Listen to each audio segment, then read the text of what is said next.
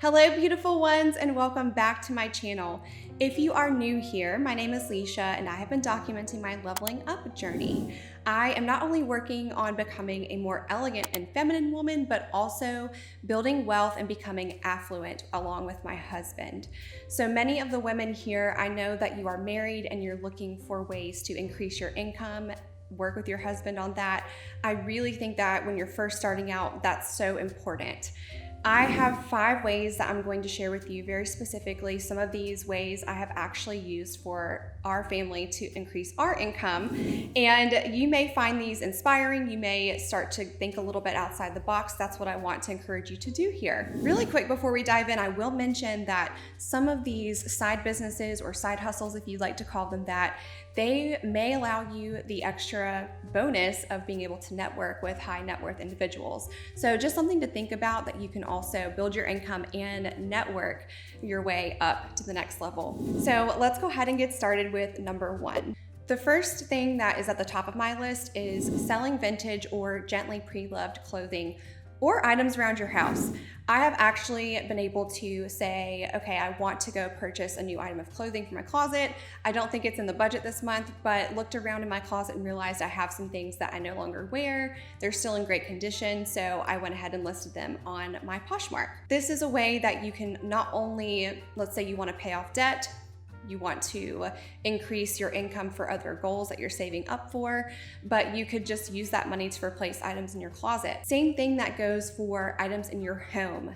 You would be so surprised at how many things are just sitting around that you don't use, but yet other people would love to have and would pay you for that. You could even go ahead and become a reseller. So if you go into thrift shops, which I have done in the past, you can go into thrift stores and find a $2 item and resell it for a little bit more. Every bit counts, and you have to have that think outside of the box mentality in order to start reselling vintage or just simply trading items out of your closet. This is also a really great side business to start because you can make your own schedule. You can work around your family schedule, you can work around your work schedule, and work on this over the weekends and at night.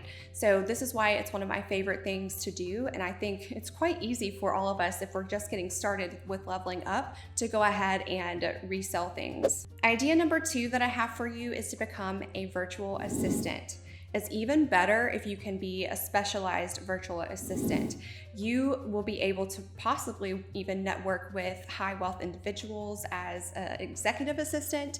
You can do this outside of your job. You can completely do this online as long as you have a computer and an internet connection. I've even worked as a virtual assistant just straight from my phone. So again, don't count yourself out here as someone who has skills that could be highly utilized online by someone else's business. Even if you are just someone who can manage a calendar and a schedule, you can send emails. There are so many different things you can do as a virtual assistant. One of the things that I think is a highly paid, specialized virtual assistant position is social media managers or just digital marketers.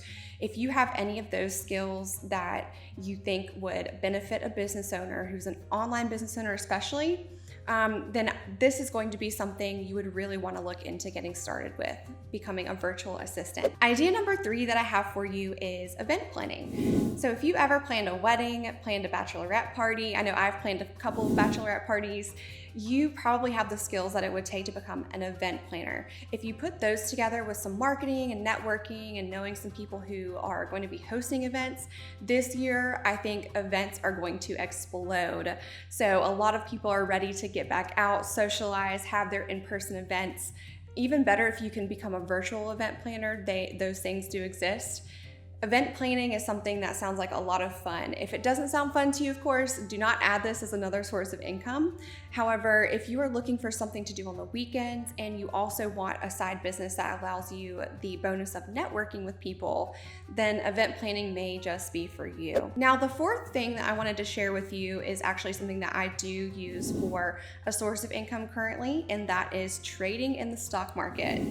Now, this is something that I think is a skill, and I would highly recommend that you take courses, read a lot of books, and work on your skills before you really build up to this being a significant source of your income.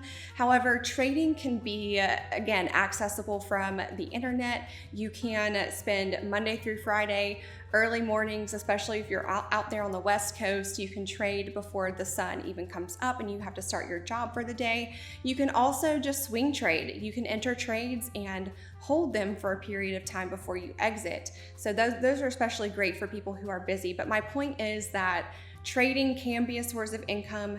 Be very careful with learning the skills first, making sure that you get the knowledge that you would need. This is a source of income for many wealthy and affluent people, and it's going to be one of our main sources of income as well, my husband and I. So something to really consider. And I think one of the bonuses that I think is very valuable about learning how to trade and invest is you're going to need that economic and that financial information and knowledge in order to be a successful, affluent, and wealthy person. Definitely keep that in mind, but trading is something that I think can give you a really, really big leg up on your affluence journey. Now, the fifth way that I'm going to suggest is something that I have not personally entered into yet as a source of income, but I do plan on looking into it at least as a property investor. However, I have seen women that become realtors on the weekends in addition to their full-time job, or if their husband's the main provider and they want to build their own business and have a source of income to support themselves and grow their wealth further. Being a realtor can give you such great returns if you're able to network and build your business with connections properly and you're really knowledgeable about the market. I also think that becoming a realtor is another wonderful way to further increase your knowledge about what it takes to become affluent and wealthy.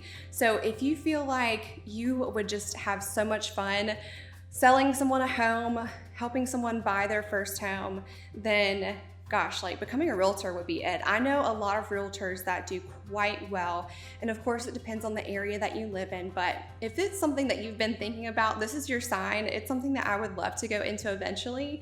When I can scale back the hours that I'm spending working or something, I would love to be able to get more into property investing and that sort of thing. So that would be my fifth way that you could gain another source of income and get out of living paycheck to paycheck.